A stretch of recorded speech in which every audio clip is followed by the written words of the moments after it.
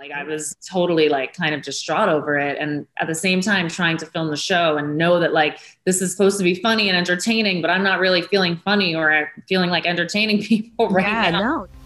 You know, you said you did have a rough time on the show last season. Was there anything that you wish viewers had seen or known about what you were going through that time? I wish that the Hamptons trip wasn't like cut into like 6 episodes because it was only like a 3-day trip. So it was literally like for like 6 weeks, like, why is Leah still there? Like, why? It's a never-ending trip. Why is she still there? You know? Also, I had really, I mean, you know, I don't have any regrets really, but I was also struggling with the medication that I was on, and I was put on a different medication like for my depression, and I didn't talk. I mean, I talked about it, but like it didn't get like picked up to follow the story of it. But I think a lot of people could have related to it because like we were in like restaurants weren't open, nothing was open. We were living in like a ghost land, like in the city. And it was such a weird thing to like, you know, you go outside and like the streets are empty. Like it's just does something to your soul. You're not used to seeing that. Like this is a city that's so vibrant, so energized.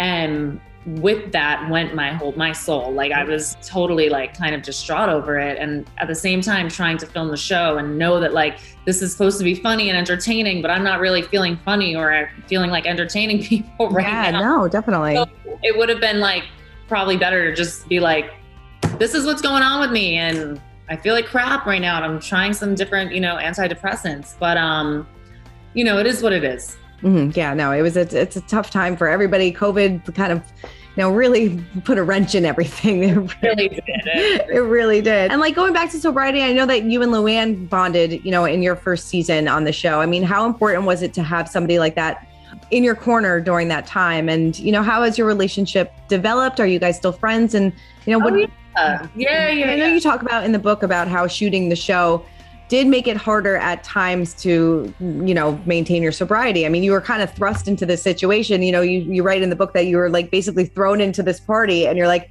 how do I handle this? And, you know, I think anybody's natural reaction would be like, I need to drink.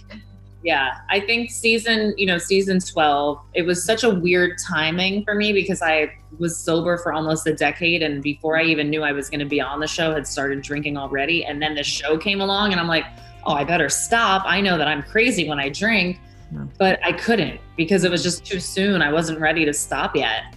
And I was thinking to myself, yeah, I can't make my alcohol issues like a thing. And of course it became a thing because how could it not? Mm-hmm.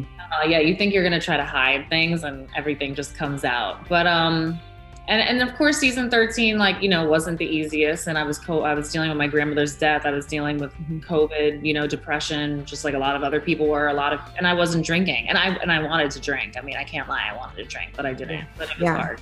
I thought it was interesting, you know, in the book that you write that Ramona and Sonia did go to production and say that they were concerned about you. Did you feel like that was like being a good friend move, or was that? You know, I want to give everybody the benefit of the doubt. I think that it was hypocritical because why would they be worried about my blackout drinking and not worried about their own? You know? Right. Yeah. I mean, I was very new at the time also. And like, listen, in that Rhode Island trip, I was coping with a new job, like a grueling, like, those hours are crazy, and like being on camera, and it's a whole other kind of pressure, and it's a whole new life, you know? So I was dealing with all the emotions of that. And like in Rhode Island, it all came out, you know? So maybe they were actually really worried, you know, maybe they were. Why was right now the perfect time for chaos theory? You know, obviously we're living in a chaotic world, and maybe it will help people make some sense of it. Yeah. Did it help you make some sense of it? Yeah, because I think our relationship with ourselves is basically how we deal with the outside, you know? Yeah, definitely. I mean, what did you learn about yourself in writing this book? I think I learned that I definitely am more vulnerable than I thought I was. Mm-hmm. I think that like rehashing a lot of the teen stuff made me just so much more grateful for my parents than I was. Was there anything that you were really hesitant about writing in this book? Look, I think like being really honest about just how much drugs affected my life as a teenager was, you know, and being detailed in which drugs I was abusing and things like that. It was scary. Mm-hmm. It was definitely like scary. That was a long time ago, you know? So obviously the more you open yourself up, there's more to judge and people can be cruel and whatnot. But I also know that we're also dealing with like a drug epidemic in America. And I think it's important to talk about addiction.